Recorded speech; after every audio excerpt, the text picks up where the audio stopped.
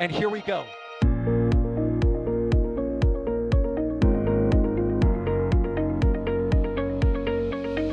have liftoff. Propulsion continues to be nominal. R68 chamber pressure looks good. Doubling up. Roger, roll, Atlantis. Water towers fly! Yes! Tango down to nominal. Fighting downside FD off. Bring in FD off. Off. It's orange! Orange 25! Oh my god! Oh my god! Decollage. What is it? Put that in the big bag, Eagle. 343 unfolds to go. Indeed. We rise together, back to the moon and beyond. If there's methane to be igniting in the flare, correct? Yikes. Keep red. We don't need any more of these.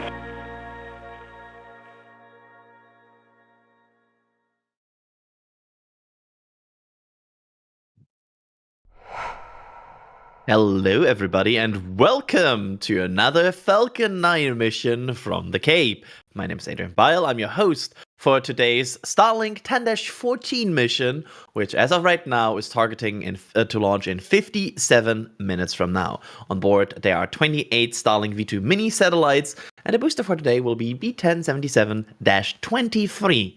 So, let's get this started. As always, if you have any questions about today's mission before I introduce my co-hosts here, make sure to tag at NSF or at NASA Spaceflight in chat. We can also talk about Starship, talk about whatever you want. We are a bit open for questions today, so let's do that. And first, let me introduce some people here, starting with Alex. Alex, how you doing?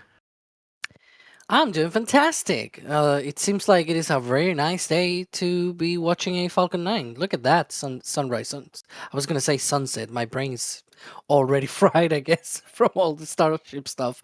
But yeah, I mean, another Starlink, and let's see how this goes. Look at that.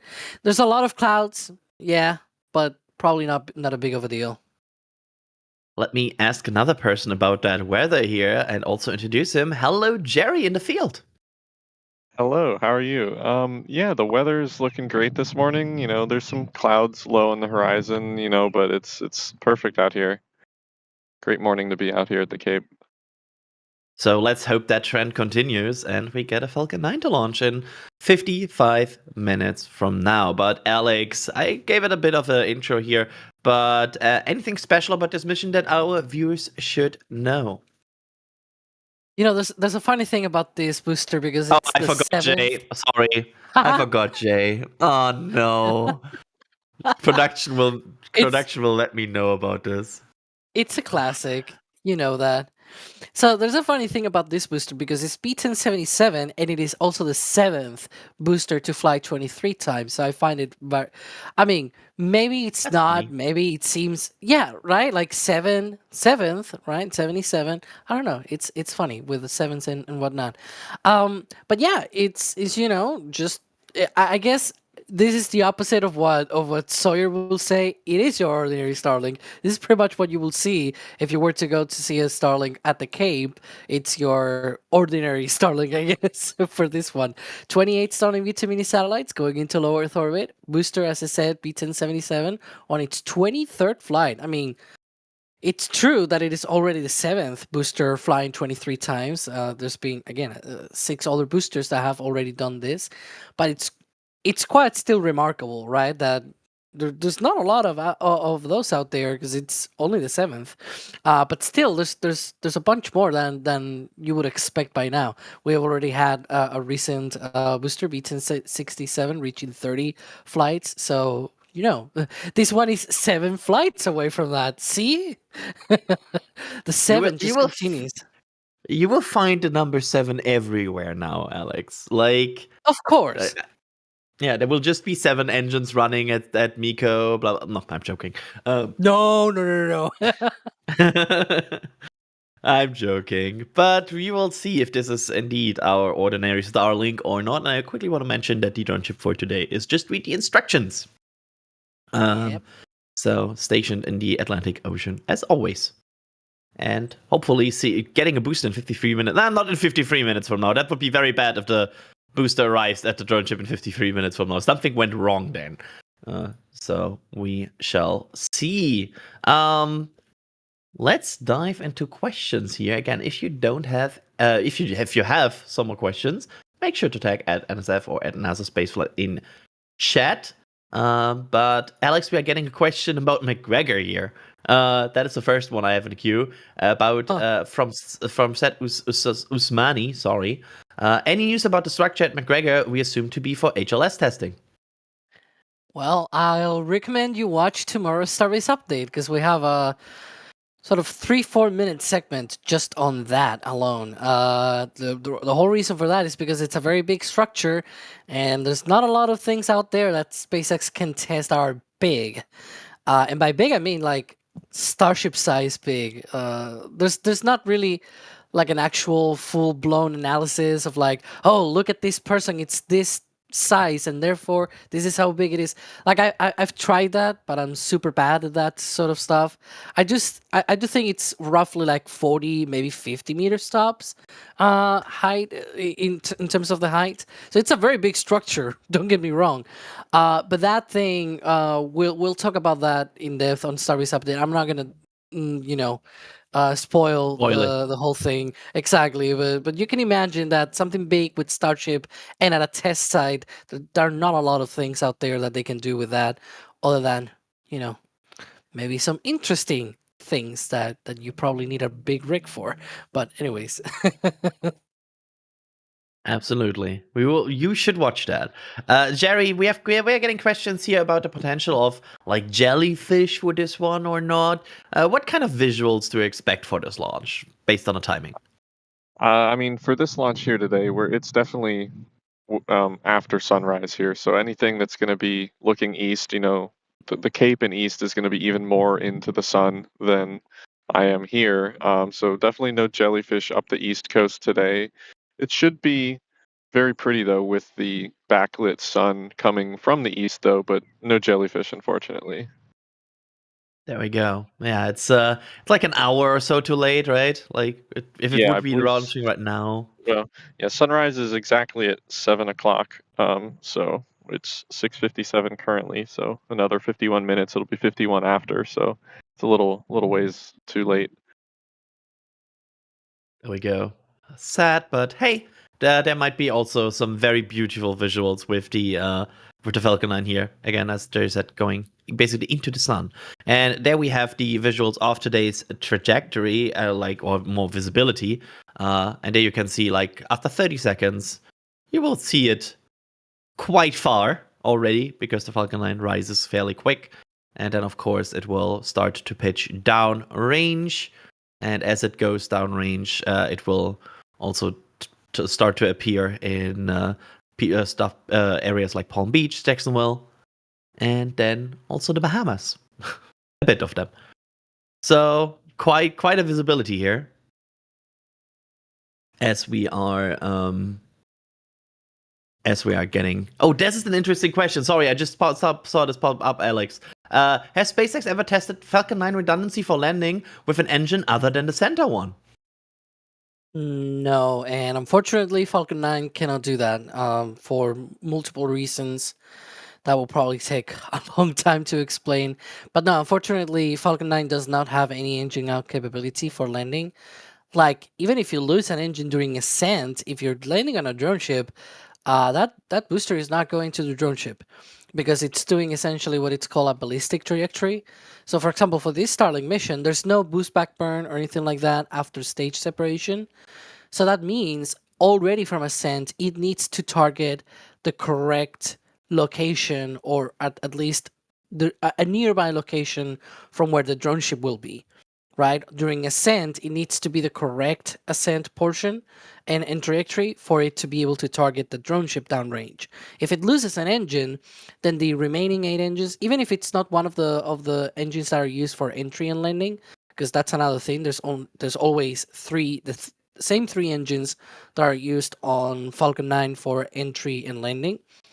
If one of those doesn't go out during ascent, but it's still one of the engines goes out on the other, of the other 6 engines, you still have the problem that because it goes into a ballistic trajectory, the 8 remaining engines will be firing for longer, so it will travel for far longer downrange.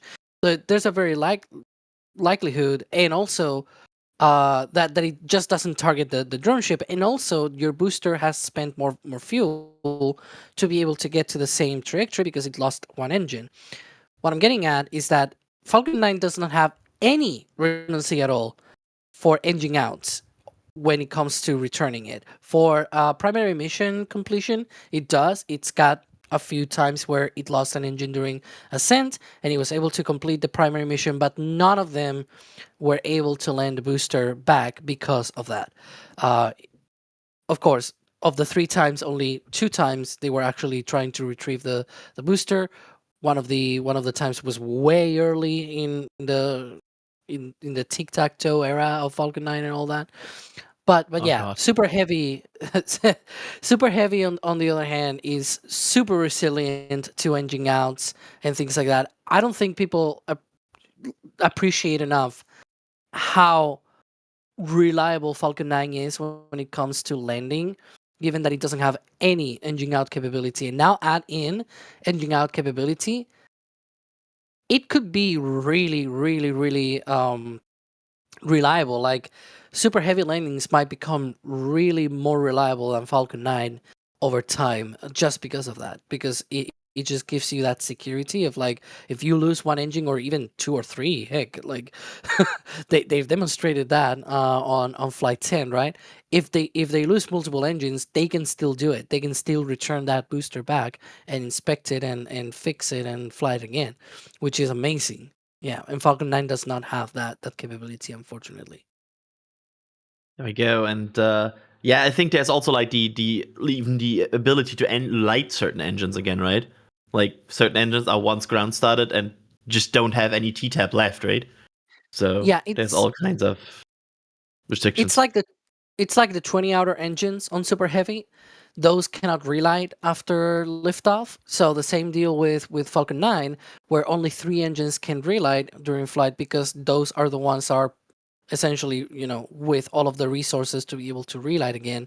Just like Super Heavy's center 13 engines are the only ones that can relight after launch for all of the, boost back burns and the landing burn and everything like that. So yeah, if Falcon 9 were to do a boost back burn or something like that, like maybe a return to launch site landing with plenty of performance, if they lose one engine out on ascent, maybe it's different, right? But for your ordinary Starlink, I guess, like this one, as I said before. Yeah, if you lose an engine on ascent, you're losing the booster. You're not. You're doing your primary mission, which is the important part, to be fair, but you're losing the booster. And again, it's happened twice on 2 Starlink missions in the past where they lost an engine and then they also lost the booster. Absolutely. There's an interesting question here from Gabriel, Jerry, that I'm also thinking about here. Based on next spaceflight, why do we see so many Starlink launches from Florida being at 7 a.m.? Yeah, I feel like that has been a recent trend, right? Yeah, I mean, this is the first one that's been early in the morning. Well, there was one that we didn't cover, actually. The one that we didn't was immediately following Starship. But beyond that one, yeah, it's usually been the trend of late in the night or early in the morning.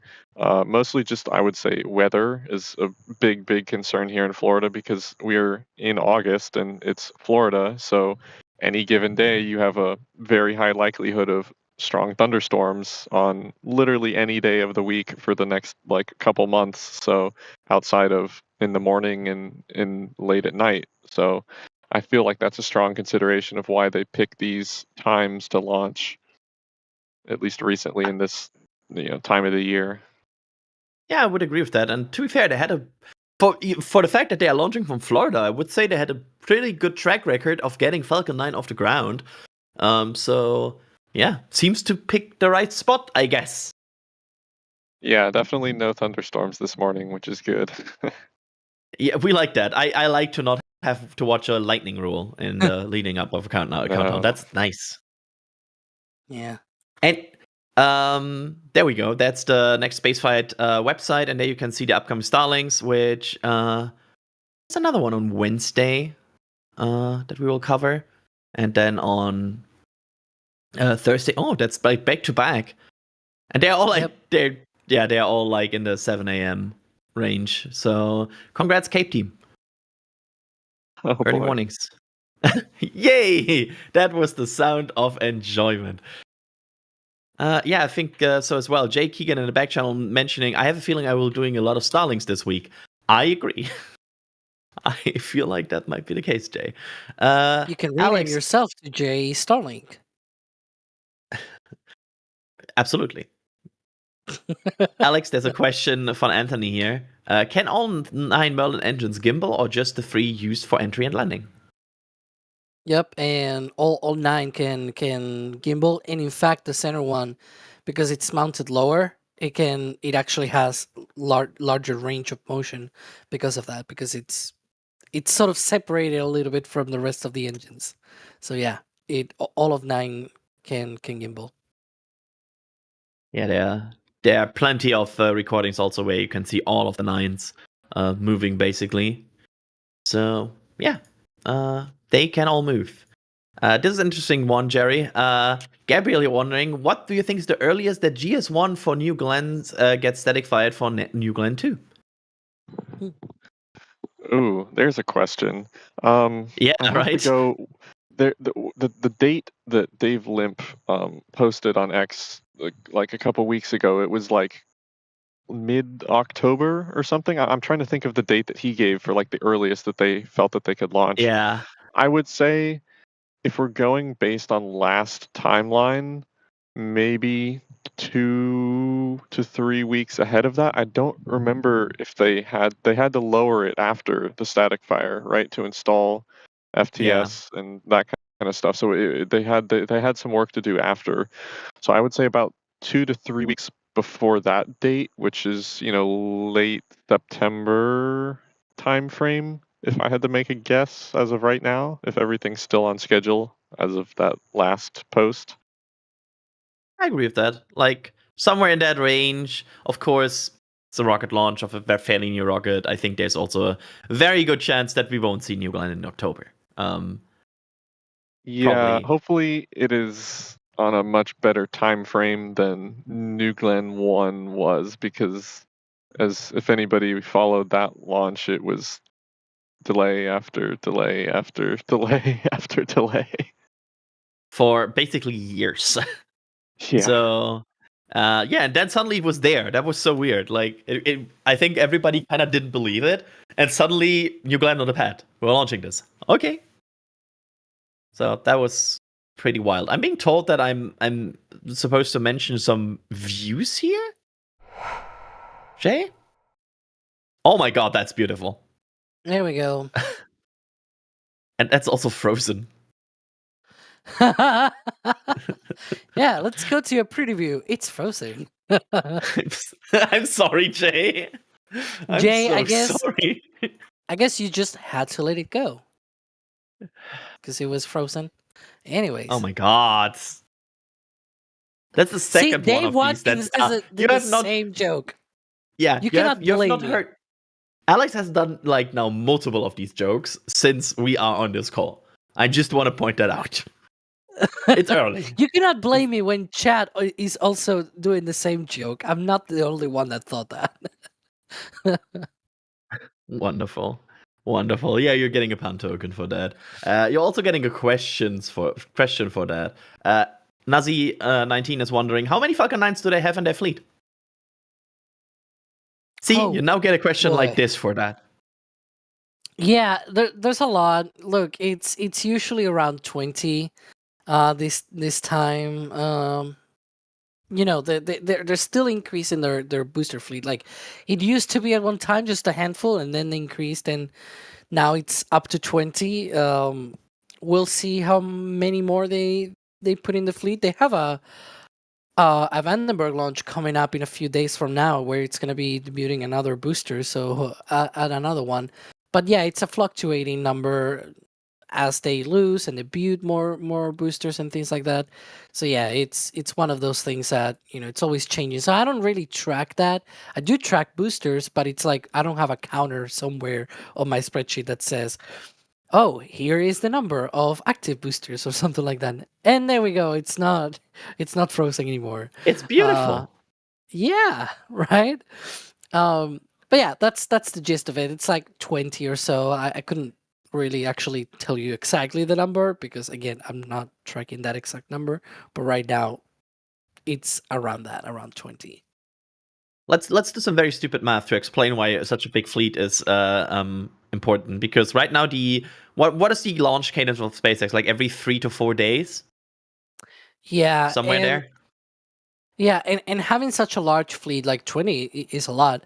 It's very important because usually they reserve like a handful of them, like only maybe 15 to 16 of them are actually in active rotation.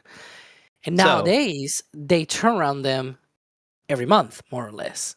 This one is Yeah, a bit because- of an exception, but yeah, go ahead. You kind of have to do it because if you launch every 3 days, so you have 15 boosters launching every 3 days, that means you will run through a booster through 15 boosters in 45 days. That means you basically need to turn around them in a month and a half, because otherwise you just don't have any boosters left to launch. So that's kind of like showing you they will right now the amount of boosters they have and the fleet they are building is more because of turnover times, because that kind of drives what kind of fleet you need to have. So it's kind of interesting, like quick little There's experiment. There's another way to look at it, which was the way that I was going, which is they want to have a total number of launches of 170 with Falcon 9, right? So that means every month you got to launch about 14 to 15 times. And if you're turning around these boosters roughly every month, then that means you need 14 to 15 boosters to be able to supply that constant, run of launches of like 14 to 15 of these every single month. So yeah, and this I think we said on the stats that it's going to be the 15th and last launch of the month. Unfortunately, that includes Starship, so that means for Falcon 9 it's only 14 launches, so it's like on the lower end of the whole bracket, I guess. But yeah, I still remember when we were talking about, they launched 8 times this month. What an amazing cadence. And now it's like, Yeah. 14. That's like the lower month. Okay, cool. Anyway, I'm supposed to also talk with you about stats. Apparently, first, let's talk about stats first here. And there you can see some of the stats that Alex has picked for this launch, including the wrong button. Yeah. Oh, good. We can make it work. The Earth's 198th orbital launch of the year. I like that. I know Yeah, there I were added some that. years where there were some years where we just had 150 overall. So 198 already in August is a really good sign for Earth's launch mean, cadence. If you go back just 5 years to 2020, there were only 114, and Yeah. 2018 was the first year since the Cold War, since the fall of the wall and everything, that we had more than 100 launches worldwide. Like Do the you- first do you know what time the in, record year 30 is? years. Last year. Last year Is it it's last year? 259. Yeah, Okay. yeah. It's increasing. It's shooting up. Yeah. Wonderful. That's I like that. Also, there's another timeline thing I want to bring up, and that is our timeline here, because we are now in the later crunch part of the countdown, and it's time to talk about what has happened. At this point in the countdown, the launch director hopefully has verified go for propellant load, because that would mean that Stage 1 RP1 and Stage 1 LOX load has begun on the Falcon 9, as well as Stage 2 RP1 load. We will see signs of that in just a few minutes from now. Down the line, then, we will see signs as the Stage 2 LOX loading begin, our famous 20-minute vent as well. We will see the beginning of the engine chill, although that's a bit hard to see on Falcon 9 here. We will see the Strongwake retect, and hopefully then at the end we will see a Falcon 9 launch in 34 minutes from now. There we go. That's your timeline. And we will start to look for condensation. Yeah, I was gonna say, can we cut down like just that little branch there of that tree that is specifically over the liquid oxygen tank? Yeah, Jerry, right. can we Like like that one, Jerry? Do you have like a saw next to you by chance? or at least like a really big stick that you can go out there and then like move it away. Yeah, the perspective is interesting because that branch is actually like way across the turning basin. It's not even like remotely close to here. So no That's chance. what the big stick is for. Really Yeah. long one. Also, you kind of don't want to swim in the turning basin, I assume. No, that would probably be frowned upon. Yeah, and Are also there there's any like swamp puppies there? I feel like there's swamp puppies in there. Definitely 100% swamp puppies living in there. So yeah, maybe not the best place to swim. I never asked that. Like, is there actually like because here in where I live, it's kind of normal that you just go swimming in lakes and everything. Is that a thing that is just not exist in Florida because people are a bit worried about swamp puppies?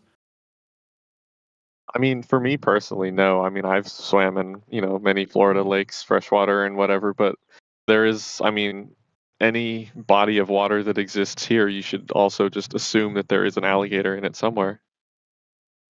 Huh. That's worrying for me at least. Yeah, the worst thing you can get here is some fish. So I take that over an alligator. Anyway, let's talk about. Well, we should be about to see condensation here. Honestly, it's hard to think spot I with this. see some of it.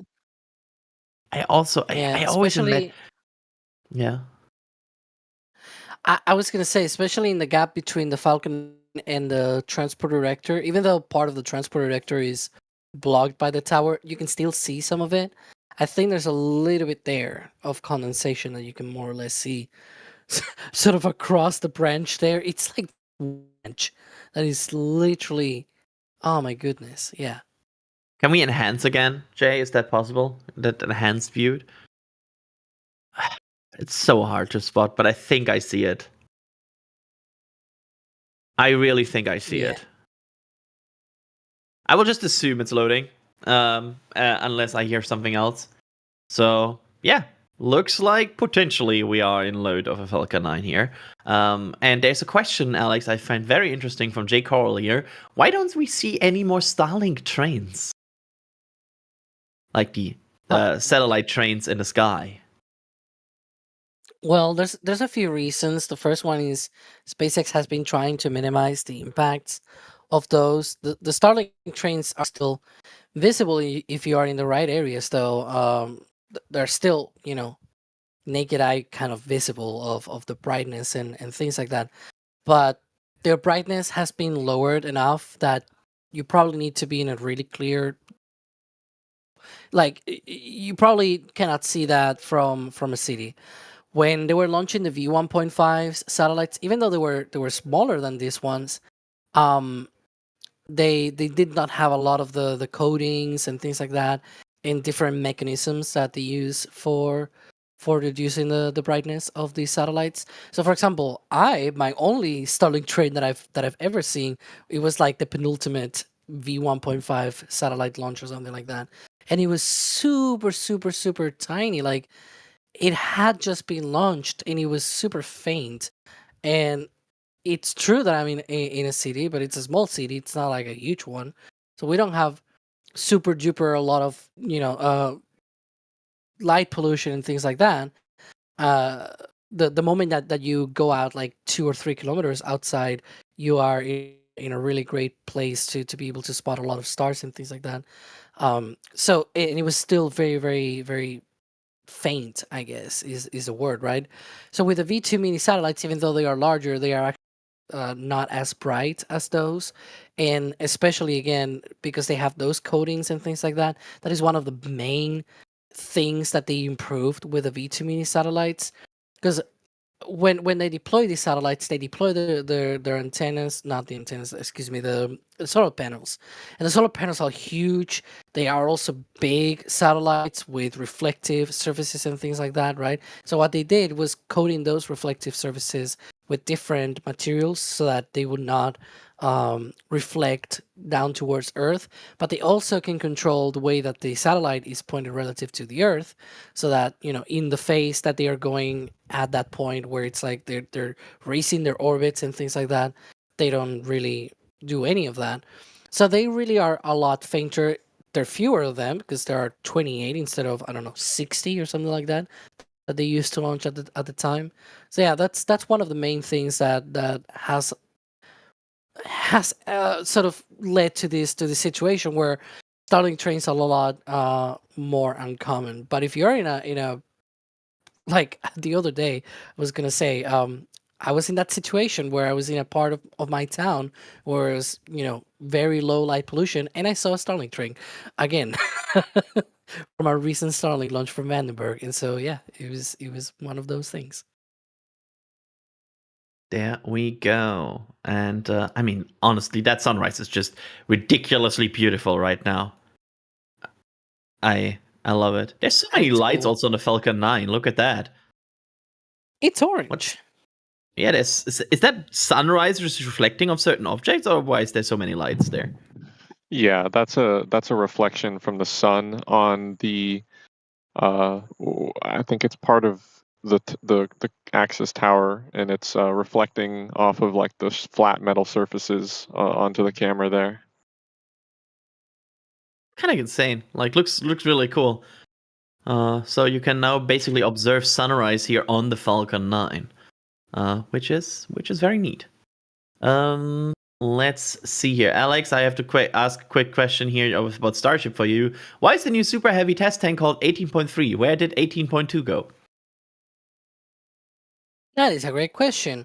There is another barrel section inside the Star Factory that seems to be for a test tank, for a booster test tank specifically. And that one is a common dome. And we know that it is for a booster because of the way that it is built. Is essentially just like a booster common dome, right?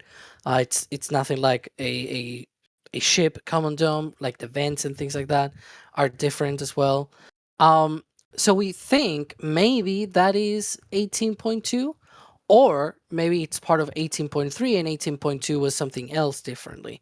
Because if you think about it, 18.1 is an aft dome test tank of sorts, and 18.3 it is the forward dome, right?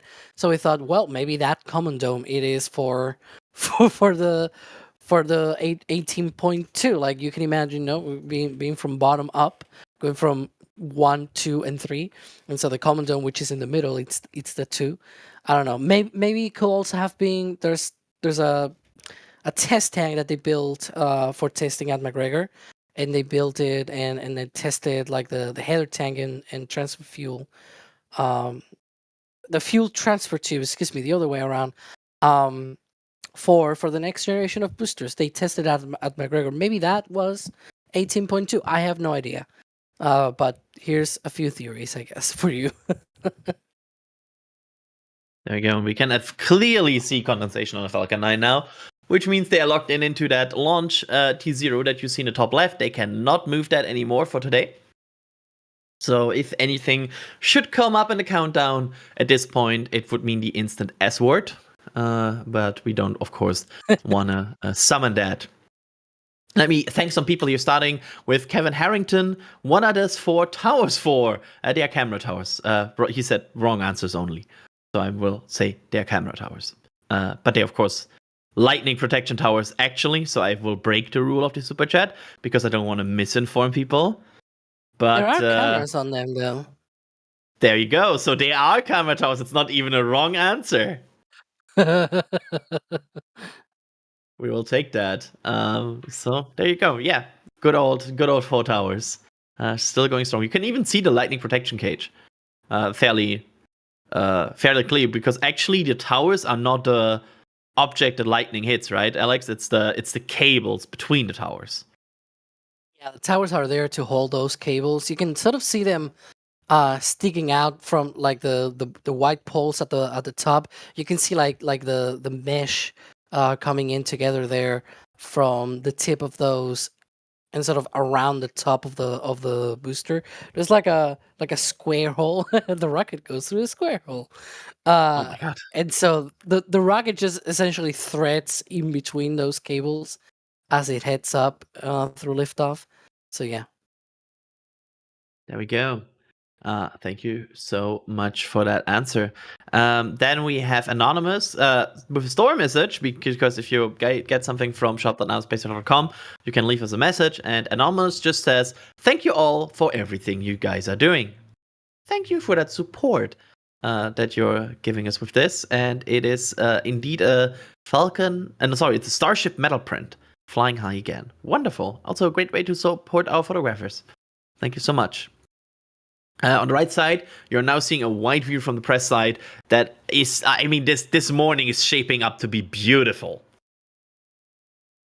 This could be some very, very, very interesting visuals during the ascent of Falcon 9 in 22 minutes from now. Alex, I didn't ask yet, but is the weather looking good for this window? Like from the 45th, everything good?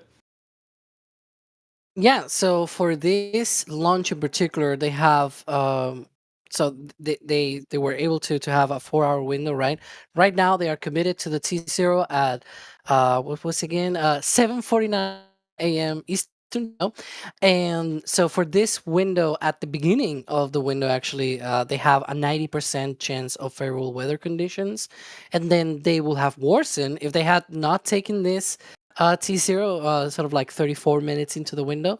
Then later in the window, the conditions will have worsened to only 65% favorable conditions. But we're at the beginning. The beginning, it's 90% favorable weather conditions. And the only things that they had in their forecast was just the cumulus cloud rule and the anvil cloud rule, which for those that may have watched the coverage of Starship Flight 10, that might sound familiar. But yeah, I can guess that maybe the anvil cloud rule, that was probably part of like the end of the window when the weather worsens or things like that. But instead, I don't know, Jerry, like it seems to me that the clouds are actually going away. I saw that view before, and it's almost like they dissipated a little bit more. There were a lot more clouds. Yeah, definitely. Looking towards the launch site as the sun is rising, the clouds have definitely dissipated across like the low horizon. Like as the sun was coming up this morning, the clouds were, very low and, kind of blocking the sun immediately as it came over the horizon. But all of those clouds have pretty much gone except for a little bit over to the north. But there's some, kind of high wispy clouds up above the launch site. But all those lower ones have dissipated at this point, and nothing up above us, nothing cumulus that I can see, or definitely no anvil clouds nearby. We don't like pesky anvil clouds, especially since after last week. So that is a good thing. But you know what is also a great thing? Oh, I queued this up so perfectly. That is indeed when Falcon 9 reaches a certain milestone, which is in 7 seconds from now, which is our favorite, most beloved and amazing 20-minute event, which should pop up right now. There, I think it is. Alex, do you mind explaining viewers who are tuning in for the first time why Falcon 9 and the T is venting right now, and what does this vent mean? Yeah, they are preparing to load liquid oxygen on the second stage. They are conditioning those lines on the stromback to be ready for that. And yeah, because in less than 4 minutes, they should be getting that liquid oxygen into Falcon 9's second stage. Unlike with Starship, I guess. On Starship, they load the ship first, the second stage, I guess, right? And then the booster gets loaded after that. And the thing is, for Falcon 9, they actually do it the other way around. The booster gets loaded first.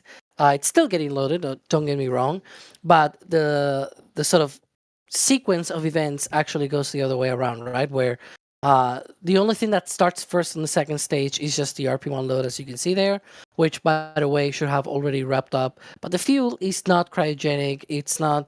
I mean, it's subcooled a little bit. It's chilled down a little bit. But it is the liquid auction, the whole reason why they're doing this later. So in 3 minutes, they're going to be starting that liquid auction load on the second stage. And the whole reason why they do it late, it's because first, it's a smaller tank, because it's just the second stage, so they can load it later. But also, because if they load it later, then that means it's going to be colder. And it's going to be on the second stage. The second stage, the more you pack of that propellant into the tanks, the more performance that you get, because you get a really much larger boost on the second stage than on the first stage when you do that. So yeah, it's gonna be really interesting if at some point maybe Starship also changes that sequence of events so they can get more performance. It's one of my theories as to why they are also boosting the performance on Block 3. But anyways, back to Falcon 9. Absolutely. But thanks for that explanation here, and this is all going fairly well. We are progressing through the countdown as we would expect. Byteford here, joining us here in the morning, gifting 5 Red Team memberships. Good morning, Byteford. And then also coming in here again with a $10 super chat saying, "Good day, everyone. Been working already. Love starting with NSF. Glad we can assist your morning working. And glad to have you around." Andre Eduardo Silva becoming a Padret member. Thank you so much. And then we have Amber Blevins with a super chat saying, "My mom was such a huge fan of all. She watched every live stream. She passed away in May, so I will be watching you all in her honor. My deepest condolences, and I'm very happy for you that we are able to share that memory of your mom with you here. And yeah, again, my deepest condolences here." Okay, let's start with another question here. I liked, which I will throw at you here, everybody. The question is, how did you guys get into this loving hobby of spaceflight? Alex, what inspired you to join spaceflight? Oh dear, it's a long, of course it's a long answer. But just to shorten it, I used to watch a lot of documentaries about space stuff and stars and galaxies and things like that. That led me to telescopes, space telescopes and all that. And then that led me to the things that launched the space telescopes, right? Like the shuttle and whatnot. And then that led me to certain there's this thing called Orbiter Spaceflight Simulator where I used to fly the shuttle and like deploy the Hubble and all that and assemble the space station. That led me to the space station. From the space station, I started looking into all of the different spacecraft that went to the ISS and everything, and I discovered Dragon, from Dragon Falcon 9, ever Falcon 9. The rest is history. You can already imagine where it went, all that. That was like, oh boy, 15 years ago when it all started, maybe more. It's been a while. That is indeed a while. Jerry, how did you get into spaceflight? Well, I mean, for me, it's a little different. Growing up in Florida, it's always kind of been next door. I'm from Orlando, so not directly near the Space Coast, but close enough to where if the shuttle was launching or something was launching, you would hear it and see it. But I mean, more recently, I started to get some different opportunities when I've been working some other stuff over here at the Cape, and it was kind of the obvious thing to look at, and I've had multiple opportunities to kind of just get involved with some of the spaceflight stuff, and I've always been interested in engineering, and that's what I've done with my degree and whatever. So it's kind of not the obvious choice, but it's just it's always something that's been here and around for me, and just kind of decided to take it, continue on further with it. Yeah, absolutely. I love that. Like you're of course way more in a closer to the industry that is there, while Alex and I are a bit more further away from that. My story is I like biographies, so I read the Ashley Vance book. I think it's in English. It's called "How Elon Musk is Changing the World" or something. And I read it, and that was around close to Falcon Heavy, I think. So I watched the Falcon Heavy launch. I saw the side boosters land. I was hooked. And then over many steps, I got to NSF. So that was how I got to that area. Yeah. So quite three very different stories here, and I think at some point we should probably do a round of all NSF people and how they got into spaceflight. Interesting. Cool. Alex. Andre Eduardo Silva is wondering, is it possible to change the Starlink programming remotely? Seeing commanding things to them and all that. Yeah. It's part of the process. Yeah. I think we have seen that before, like where they said they have deployed an update through the constellation, stuff like that. Yeah. So it has happened before.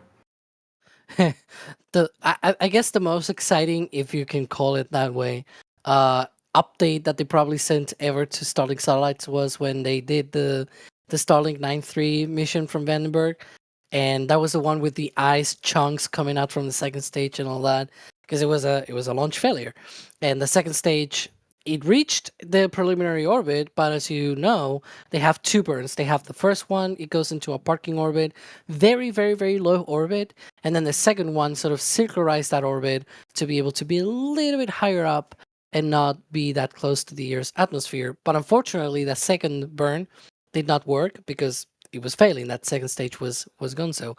And so they just deployed the satellites in one go, and then they tried to command all the satellites to maximum thrust on their Hall effect thrusters, but it's just not it's not great, and they were not able to make it, unfortunately. Yeah, they were all just burned because of the Earth's atmosphere. They re-entered, but that was probably one of the more frustrating and more sort of like, oh, let's get these up and put on the satellites and whatnot.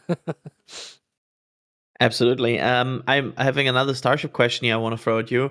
On Flight 11, would you like to SpaceX to do more TPS experiments on Starship or apply a fully normal heat shield? I want to see a normal heat shield, like a clean Starship re-entry, but I can also imagine why they might be still doing some TPS experiments, like, more missing tiles, different materials.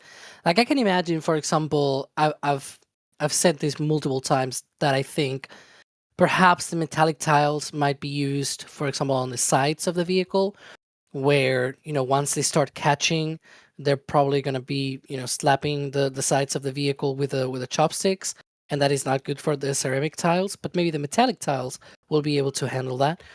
And the thing is, those sides of the vehicle really need the protection. Right now, they only have the ablative material, and you cannot fly ablative material all the time if you want a fully reusable rocket, right? Or at least a rapidly reusable one, because otherwise you have to reapply all of that ablative material all the time, and that is not great for reusability. So I think they're probably going to be flying metallic shields on the sides of the vehicle at one point. Maybe they can try that on 38. We'll see. I have no idea, but it will be interesting if they fly that, which would make Starship quite an interesting thing after re-entry, because if those metallic tiles also ablate like the ones we saw on 37, maybe the leeward will look orange. I don't know. That would be funny, though. Yeah, that was an interesting view. I also see that in chat, John Weber, sorry, has his birthday today, saying, "It's my birthday, I'm on the beach south of the Cape, light this candle. I hope you get a nice birthday candle here, and happy birthday."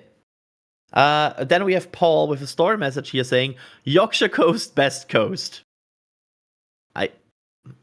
Yeah. Thank you so much for that support. I'm sure you just made Chris be a very happy man. And with that, just 10 minutes to go here in the Falcon 9. Chris B saying, damn right. 10 minutes to go here in the countdown. We are already through most of it. And Falcon 9 seems to be on track for that liftoff. Alex, I have to, because I know you note this on your spreadsheet. Anthony wondering, I might have missed it, but what was the last mission with a stubby nozzle? Oh, I actually don't. It was a long time ago, actually. It was months and months ago. I think... Yeah, I don't remember. Yeah, that's- Sorry. Yeah, I don't And I don't- remember. It has been ages. Yeah, it's been a while. Because even the transport missions and whatnot, they still carry too many satellites. They also do too many relights of the second stage and whatnot. So they still keep the full nozzle for those.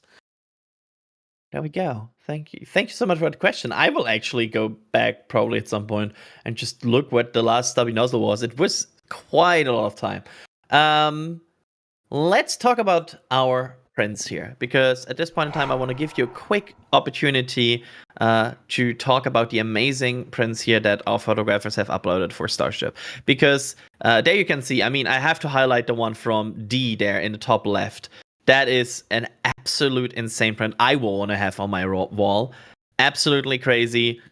These prints are all available both on paper and metal. So if you want to be a bit more budget friendly for your wall decoration, you can choose the paper option, which starts way cheaper. And then, of course, most of the prints also have like an aluminium print option, so you can choose what you prefer.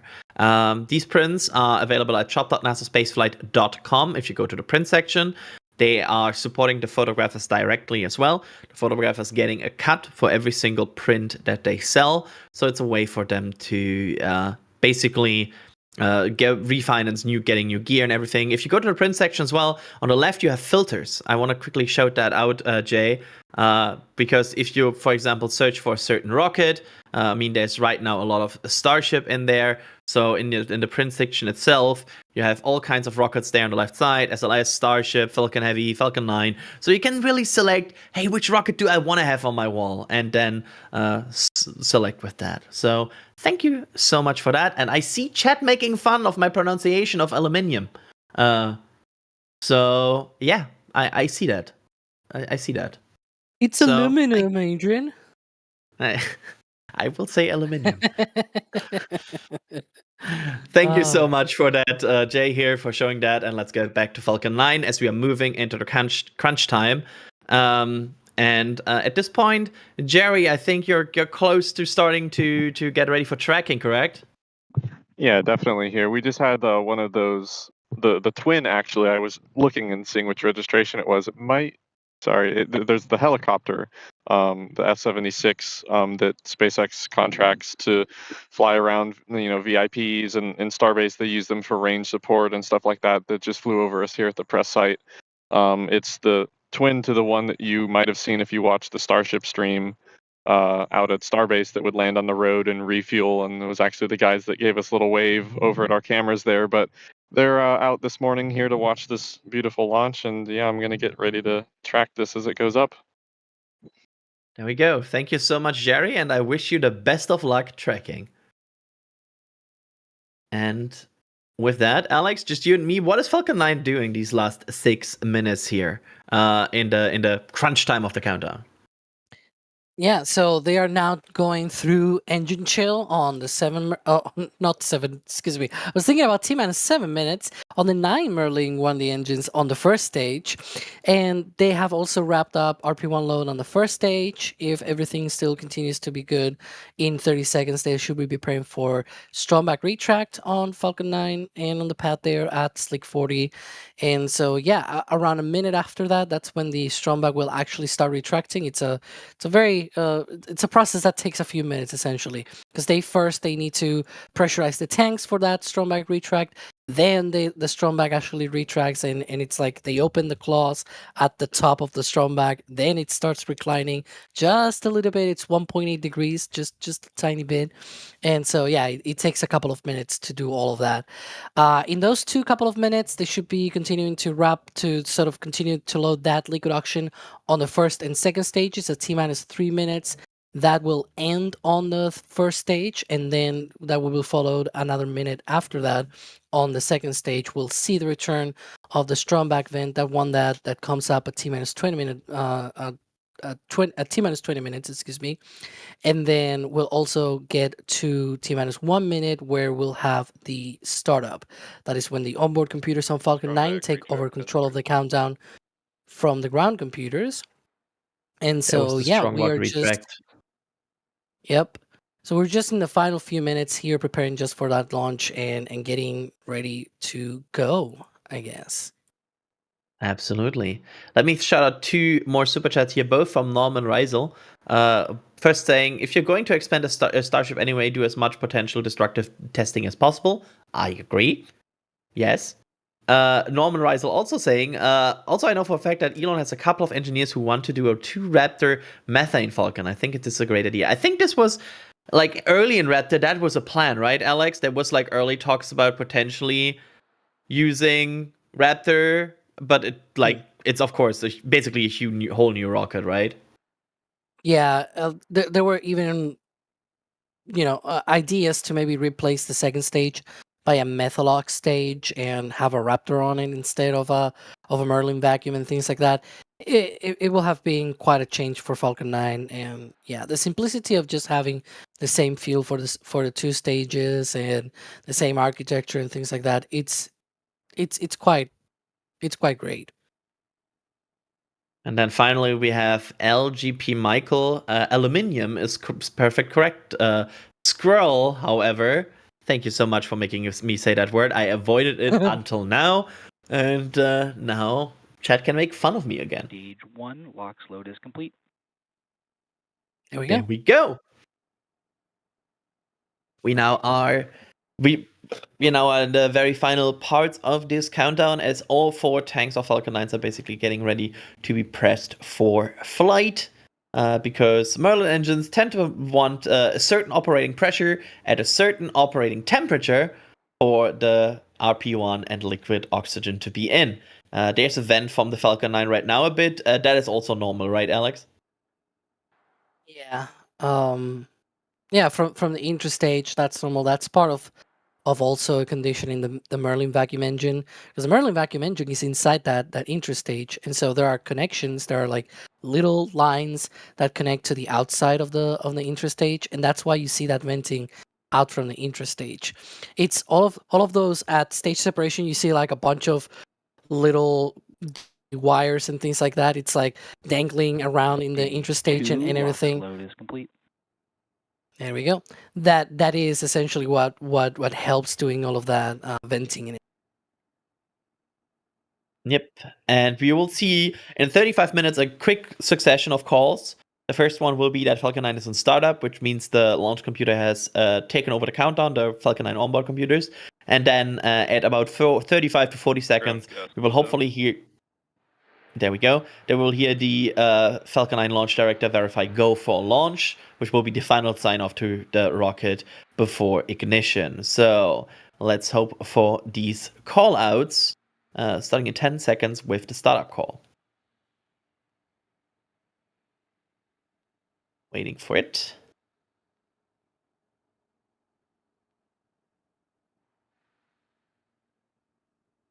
Falcon now. 9 is in startup.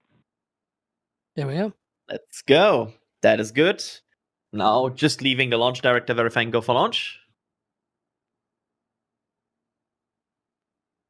Which should be any second now. Launch director, go for launch. There we go. Go. Starlink 10-14 is verified. Go for launch. And with that, it's on Falcon 9 to now perform the job. Watch at the bottom of the rocket. You will first see the plumes before then the launch clamps open. And Falcon 9 is cleared for liftoff. 20 seconds to go. Everything looking to be like a picture-perfect morning to launch a picture-perfect rocket. 10 seconds to go. The ignition should be coming up any second now. And there is ignition.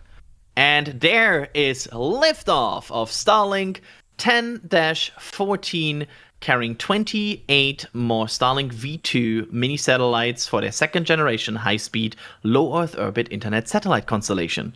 Let's listen in.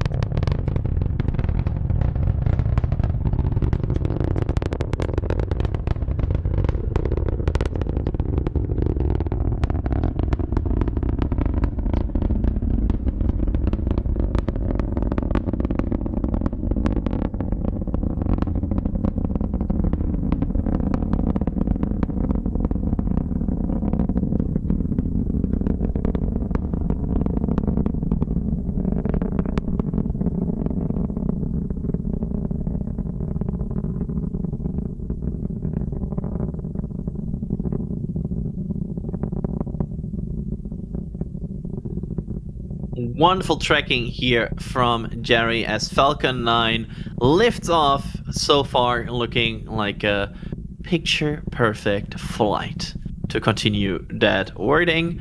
And the Falcon 9 booster just has a few more seconds of mission left here in terms of ascent. And we are getting very close to Miko, which is at 2 minutes and 25 seconds. That was nice, that side view on board. Yeah, absolutely. Versus our ground tracking. Yeah, also the views today are just gorgeous. So Really clear day. Look at that. yeah. And just 10 more seconds in this first stage flight. You should see the started shutdown sequence where they shut down the engines, not all at once, but basically in pairs. There it is.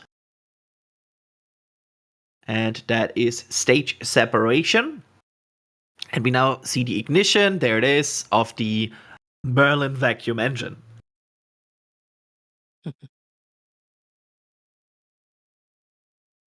And you can see also the booster in the plume of the second stage. Yep. Which is now orienting itself for the landing on just 3T instructions.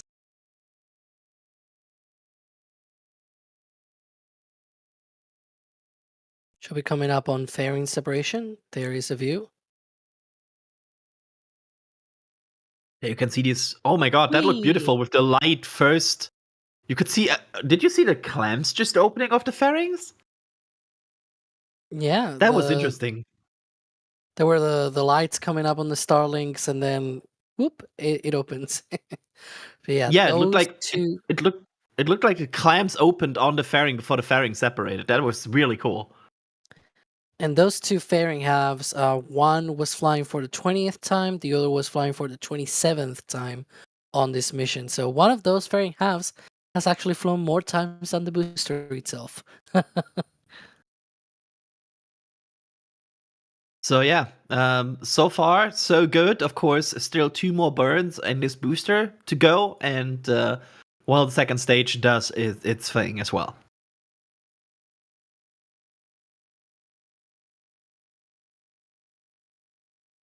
And yeah, you can see oh my god, the clouds actually look quite beautiful today with the side lighting because the sun is still so low in the sky.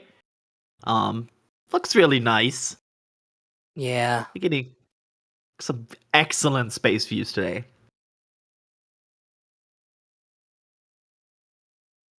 And Second stage continuing to head into orbit with those Starlink satellites. The first stage has just passed apogee, that highest point in its ballistic trajectory, down to the drone ship, and should be coming up for entry in just a couple of minutes from now.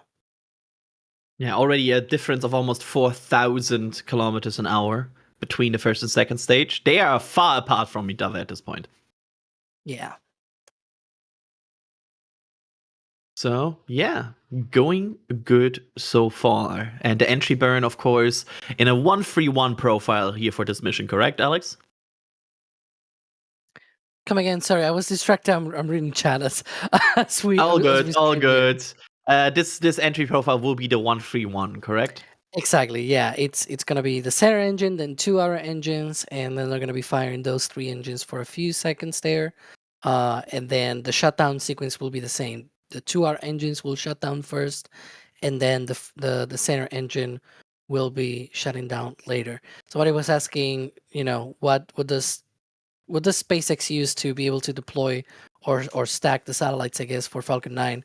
And they use just stacking on rods. Essentially, they have retention rods that they stack the satellites in those rods. Essentially, it's like 2 braces that they put on each side of the stack, and it keeps them together. And then they deploy the rods, and they are able Stage one to just NGS fly deployed. away.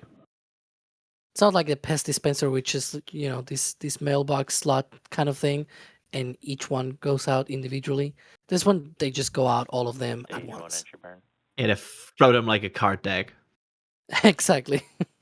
There we go. 1 engine and 3 engines. That's 3, and that's actually the 3 engines to the left and the right of the camera right now, not the one in the line of the line here. Yeah, because of how the exhausts of the 3 engines sort of interact with each other, the line it's actually sort of perpendicular to the direction of the actual engines. The graphic on the bottom left is sort of aligned actually with what you would see if the booster was transparent. You will see the engines in that sort of line from left to right instead of up and down. Absolutely, and that was a very, very beautiful entry so far. Now the aerodynamic part, going through some very nice clouds there. That's gonna be cool if we keep signal. Can now really see the aerodynamics working on that Falcon 9 first stage. Yeah. It's still rather cool though that they aim for the landing zone so good that those Griffins don't need to really move a lot during this phase. It's actually a little bit later into the into the entry portion when they have to work out a little bit more. Yep, there it is starting to pitch down now. You can really see how the horizontal speeds got lower. And just 4.5 kilometers to the drone ship deck. Stage 1 landing burn. Here we go. There's the Stage 2 center thermal engine, and that is the start of the landing burn. Don't worry, the drone ship will come in view. Sometimes makes it a bit exciting, but there it is. Oh, Stage 1 landing leg deploy.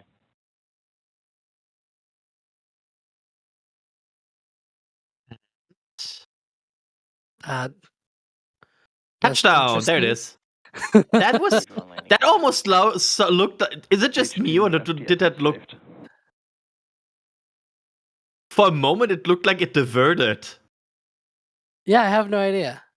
Hang on, That- let me rewatch it. Huh. Sorry, that made me nervous. I'm very sorry that my commentary was very confused there because I was confused.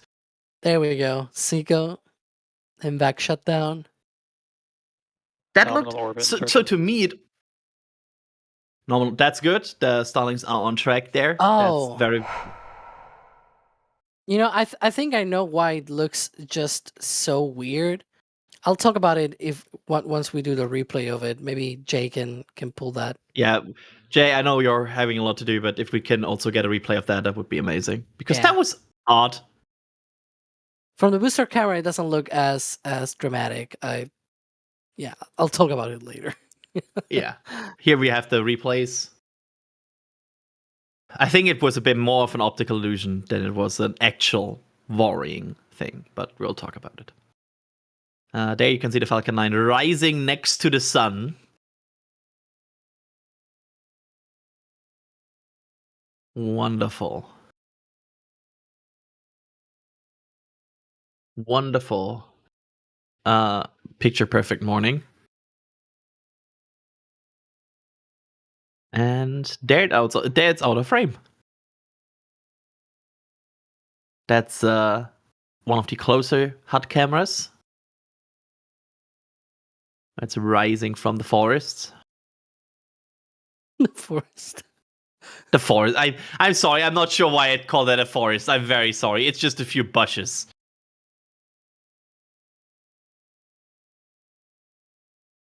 There's I think this is JRTI, right? Could be. Yes, it is. So you will now see how Jerry reacquires it. So basically, he leaves the shot until it clears, and then he reacquires it. Oh, with audio. Let's listen in.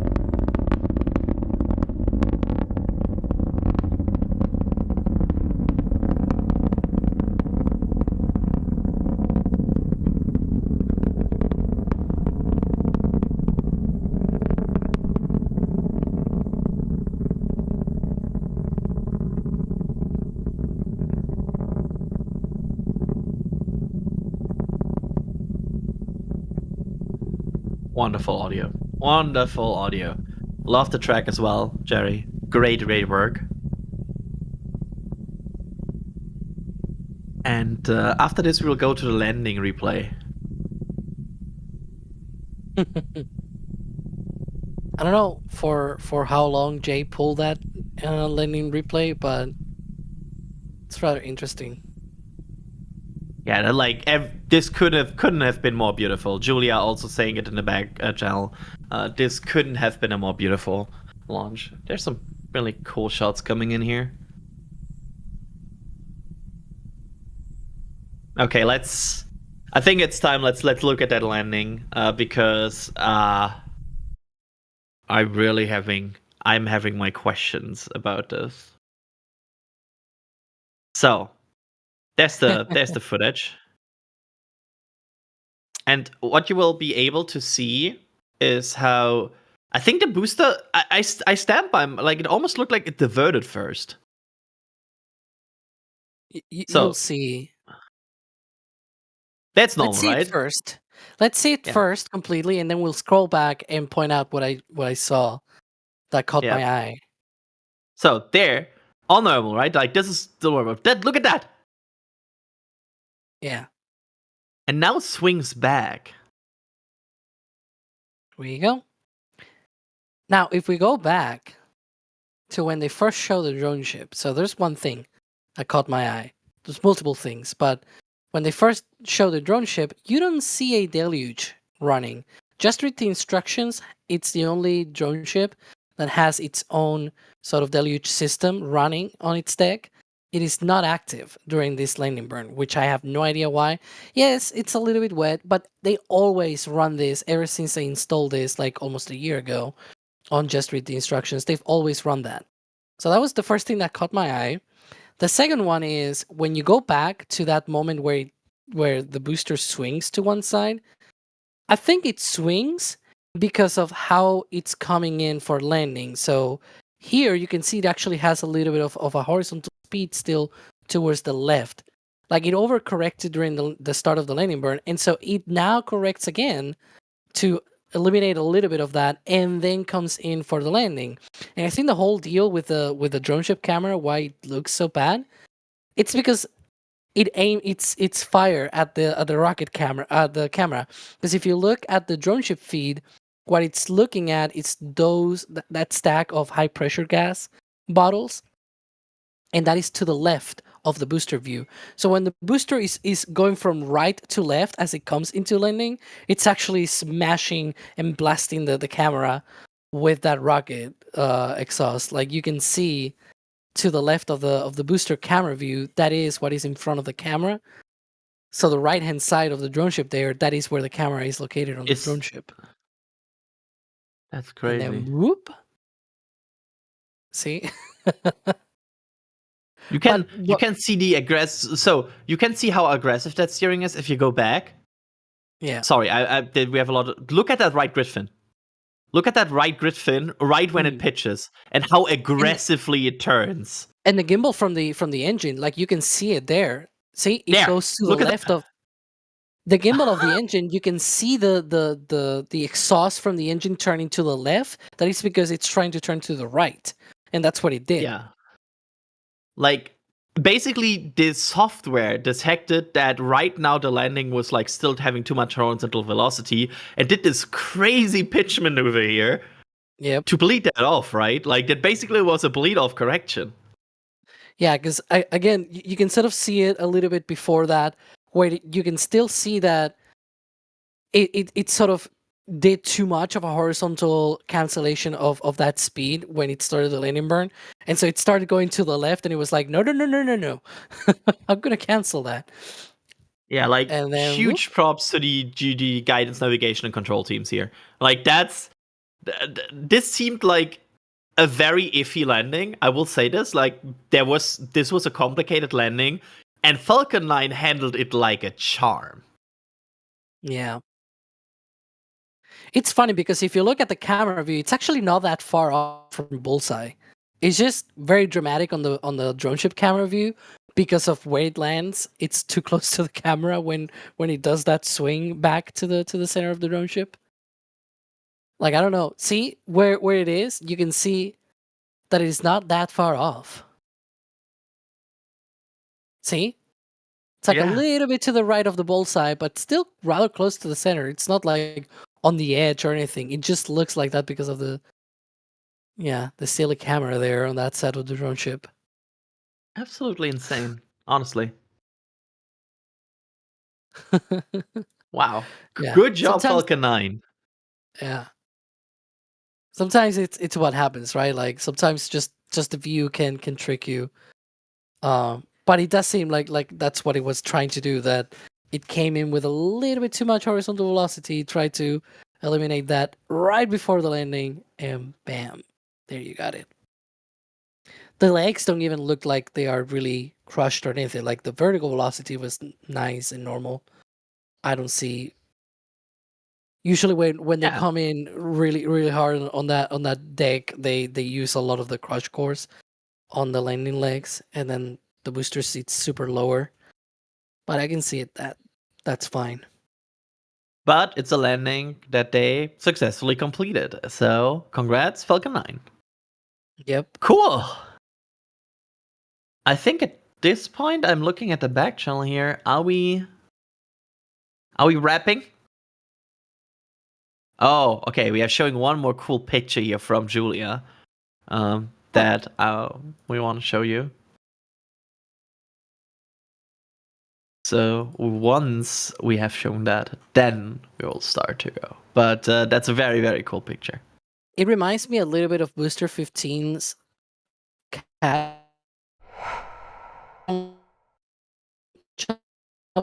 Now you're a bit laggy, Alex. But there it is. Nope. I cannot understand you, Alex, but the I wonder if chopsticks. we... like it's Yeah, I think Alex is just gone at this point, but that is a beautiful picture from Julia that I'm sure will also be posted on socials. Make sure to go to her X and enjoy that. It's a very, very beautiful picture there. Thank you so much, Julia. Also, while we talk about socials, I want to quickly mention our socials. Our X, our Facebook, our Instagram, our TikTok, our Blue Sky. If you prefer one of these social media platforms to get your rocket news, for example, about the next few days of Falcon 9 launches, make sure to give them a follow. It really helps us out and is a very cool thing to stay up to date on everything that is happening in the rocket world, which these days can be quite a lot. Cool. I think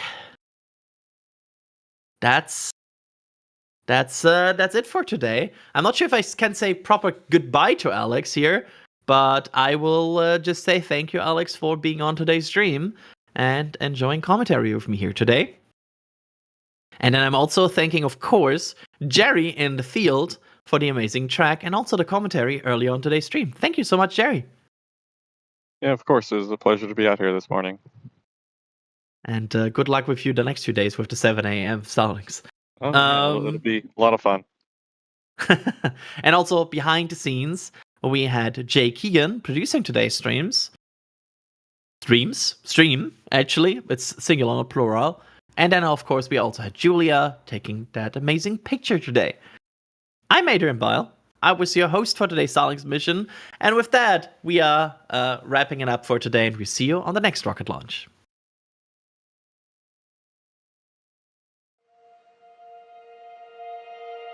And here we go.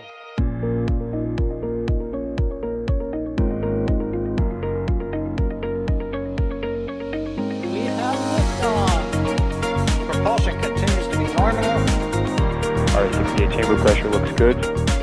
Doubling up. Roger, with planet. Water towers, fly! Yes! Tango down to nominal. Flight downside FTE off. Bring in FTE off. It's orange! 145! Oh my god! Oh my god! Decollage! Put that in the big bag, 343 unfolds to go. Indeed. We rise together back to the moon and beyond. methane would be igniting in the flare, correct?